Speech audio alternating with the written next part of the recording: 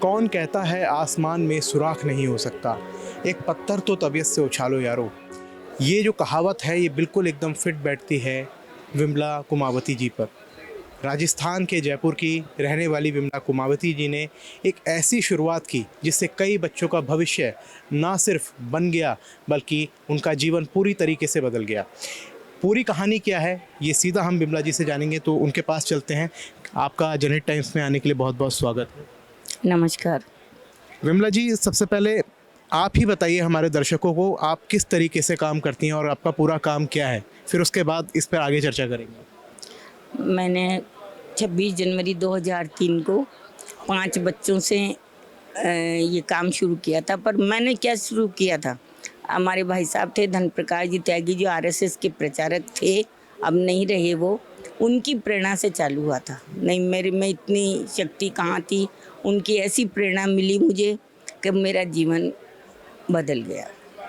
मैं 5 बच्चे लेके आई, 5 से 20 15 हुए, 5 से 25 हुए, 30 हुए, 35 बच्चे हो गए। आप बताइए कि कौन से बच्चे आप लेकर आई और उन बच्चों को आपने किस तरीके से पढ़ाया लिखाया, सारी चीज़ बताइए आप।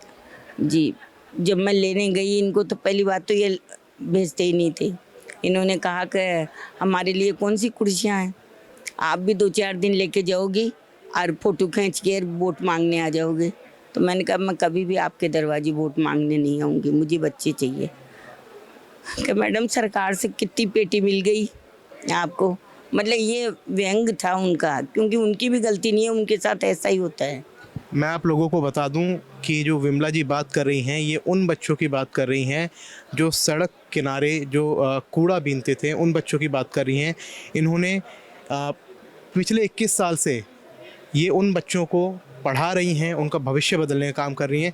तो ये बात जो हो रही है ये इस विषय पर हो रही है। विमला जी, 21 साल पहले जब आपने इसकी शुरुआत की थी, ठीक है, तो कितने बच्चों के साथ आपने शुरुआत की थी और मतलब आपके जहन में, आपके दिमाग में कैसे आया कि मतलब आपको ये करना चाहिए?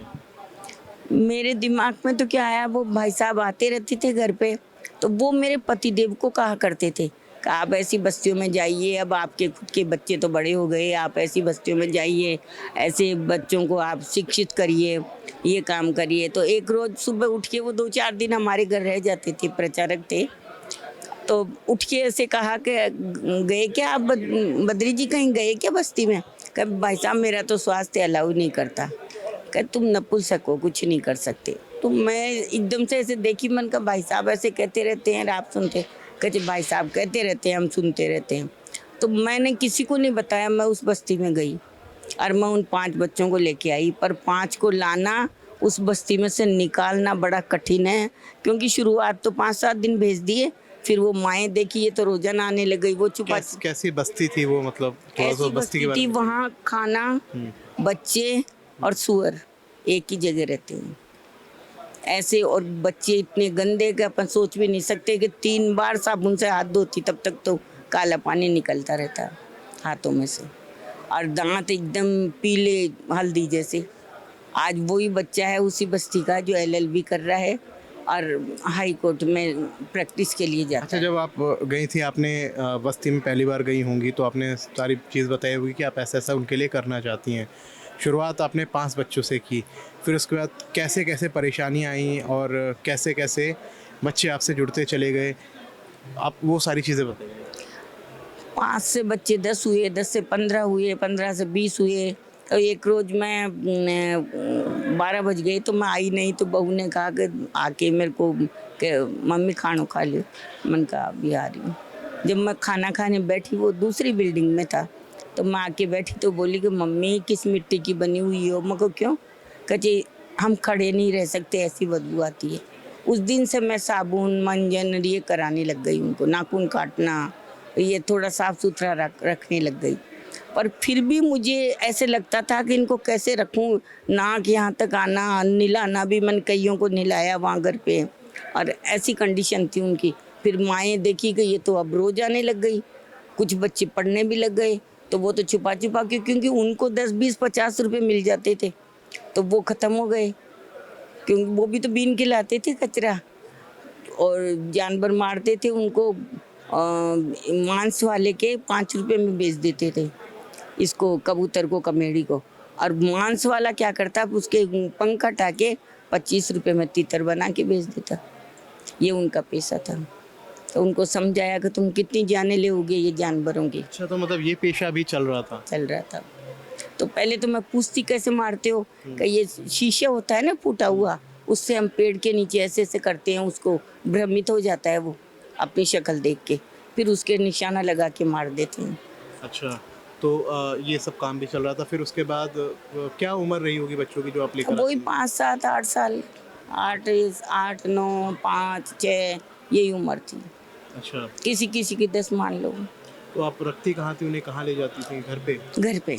घर पे ही चलता था शुरू में। तो आपके घर पे, आपके परिवार में लोग बोलते नहीं थे ये कहाँ से इनको उठा लाए? नहीं, वो भी तो संघ से जुड़े हुए हैं। अच्छा, मतलब सबकी जो विचारधारा हाँ, थी विचारधारा एक ही है, वो सेवा की भावना थी सेवा की भावना। आपकी। अच्छा, तो फिर उसके बाद आप लोगों ने मतलब अब जब बच्चे स्टार्टिंग में आपके पास आने लगे, आपने जैसे कि बताया, फिर 5 से 10 हुए, 10 से 15 हुए। हाँ, 15 से 35 हो गए। हम्म, फिर मैं थक गई। मैंने सोचा ये काम मेरे से नहीं हो सकता। कब भाई साहब आए, कब मैं मना कर दूं, क्योंकि मैं एक भी दिन बस्ती में नहीं जाऊं तो आधे भी नहीं आते, सब बीनने भग जाते, माएँ ले जाती, कुछ अपने आप भग जाते। ये समस्या हो रही थी कि हो मतलब रही थी, और नाक यहाँ तक उनको कपड़े फाड़ फाड़ के दिया करती थी। ऐसी कंडीशन थी बच्चों की। मैं खुद याद करती हूँ अब तो बच्चे, जैसे मैं पानी पीने भी नीचे आ गई तो नाक ऐसे लगा लगा के दीवारों के चिपका देते उन कपड़ों को। तू खा लावली ना मान लेबा, और बाटी को ऐसे खाते ऐसे। और जब वहाँ शमशान में जो वो जलता था, मुर्दा जलता था, उसी में बाटियाँ सेक लेते ये लोग। अच्छा, वहाँ से पकड़ के लाती, मैडम ये बाटी सेक रामूला में। ऐसी कंडीशन थी उनकी। उसी बस्ती का बच्चा LLB कर रहा है। अच्छा, फिर आपने मतलब जब आपकी उम्मीद एक समय पर खत्म होने हाँ, लगी, मेरी उम्मीद खत्म हो फिर गई। उसके बाद हाँ, कैसे सुनो। वो जी तो एक रोज भाई साहब आए, तो मुझे ध्यान नहीं था, मेरे पास 35 बच्चे थे, मैं उसमें स्लेट में लिख लिख के दिया करती थी। तो वो बच्चे झोप हो रहे थे मेरे पास। जैसे ही वो एक बच्चे ने कहा बूढ़ो बाबा जी आए थे, मैडम बूढ़ो बाबा, तो मैंने देखा, अरे मन का ये तो भाई साहब है, हटो पैर छूने दो। जैसे मैं उनकी मैं कहने वाली थी कि मेरे से ये काम नहीं हो सकता, तो जैसे ही मैं पैर छूने लगी और उन्होंने मेरे पैर पकड़ लिए और ऐसे रोने लग गए कि मैं सोच भी नहीं सकती, अब भी नहीं सोच सकती कि उनको कितनी खुशी हुई होगी। अब मैंने तो सोचा इतने बुजुर्ग हैं, मन का छोड़ो, आप मेरे पैर तो छोड़ो भाई साहब, क्या बात हो गई। मन का भाई कोई पता नहीं क्या होगा, जकड़ ही लिए। मन का भाई साहब पैर तो छोड़ो, क्या होगा। फिर बोले ऊपर सर करके ऐसे, अरे भाई तुम्हारे पैर कौन पकड़ रहा है, मैं तो उस देवी के पैर पकड़ रहा हूँ जिसने मेरा जीवन धन्य कर दिया। वो अगर हादसा मेरे साथ नहीं होता, मेरे में तो हिम्मत नहीं थी। अच्छा, तो आप 35 लोग आपके घर पे ही रह रहे थे, उनका रहना भी आपके घर पे था? सुना नहीं, मतलब सिर्फ खाली पढ़ने पढ़ने के लिए आते थे? रहना अब है। रहना अब है? अच्छा, करीब 10 साल से। अच्छा, तो जब बच्चों की संख्या बढ़ती गई, जब फिर 165 बच्चे घर में ही थे। अच्छा, 165 बच्चे तक घर में ही रहे?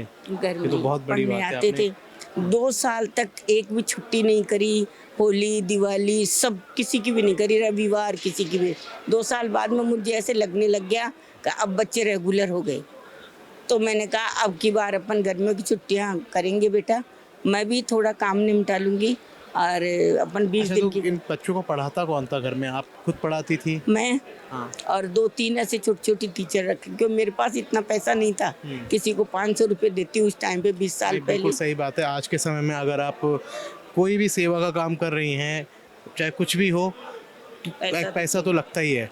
तो और भैया एक बात और बता दूं मैं, ये सत्य है बात, मैं किसी भी कहीं भी खड़ी होकर कह सकती हूँ कि जीवन में अगर आदमी निस्वार्थ भाव से सेवा करे ना, जी, तो हर काम होता चला जाएगा। जी। ये मैंने आंखों से देखा है। मेरे पास कुछ नहीं था और अब भी कुछ नहीं है, अच्छा, तो कोई काम रुकता नहीं है। अब तो आप स्कूल चला रही हैं, 350 बच्चे हैं आपके सेंटर में। तो अब कैसा लगता है जब आप पीछे मुड़ के एक बार देखती हैं कि कहाँ से मैंने शुरुआत की थी, अब मैं कहाँ पहुँच चुकी हूँ? मुझे बहुत अच्छा लगता है। अब जैसे वो बच्ची थी ना अभी बड़ी, ये बच्ची CS कर रही है, अच्छा, BCA कर रही है, ये BCA कर रही है, इसकी सर्विस लग गई। गवर्नमेंट जॉब लग गई किस चीज़ में जॉब लगी है? सेशन कोर्ट में। सेशन कोर्ट में लगी। एक बार आप बुलाएंगी उनको? बेटा इधर आना। क्या नाम है आपका? बैठिए, आप बैठिए। क्या नाम है आपका? मेरा राधा। अच्छा राधा, अब आपकी जॉब जो है सेशन कोर्ट में लग गई है, अब आपको कैसा फील हो रहा है? और ये विमला जी हैं, इनको क्या कहना चाहेंगे? मैं देखिए मुझे लग तो बहुत अच्छा रहा है, क्योंकि अगर दादी नहीं होती तो शायद मैं यहाँ तक नहीं आ पाती, क्योंकि मैं एक गरीब परिवार से थी। मेरे मदर फादर जो हैं वो सब्जी का काम करते थे, तो उनकी इतनी आर्थिक स्थिति नहीं थी कि वो पढ़ा सकें हम लोगों को। और दादी जो है, मैंने इनके यहाँ से काफ़ी सारी चीज़ें सीखी हैं, और समाज में मतलब हम लोग कैसे किस तरह आगे आ सकते हैं वो मैंने दादी से सीखा है। दादी हमारे साथ ही 24 घंटे हमारे साथ रहती हैं। होली, दिवाली, जितने भी त्यौहार है वो सब हमारे साथ ही मनाती हैं। आप कैसे मिली थी? आपको कैसे पता लगा था इनके बारे में?